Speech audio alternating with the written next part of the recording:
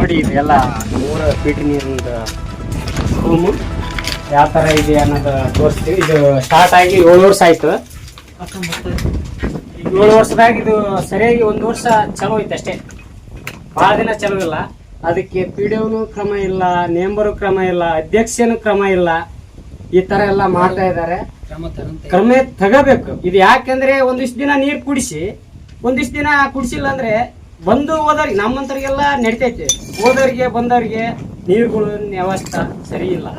ತರಬೇಕಾದ್ರೆ ತವರಿಗೇರಿ ಇಲ್ಲಾಂದ್ರೆ ಜುಮ್ಲಾಪುರ ಎಲ್ಲ ತರಬೇಕು, ಈ ತರಬೇಕು. ವಾಟರ್ ಬಾಟ್ಲಿ ಈ ತರ ಐತಿ, ಯಾರು ಗಮನಕ್ಕೆ ಇಲ್ಲ.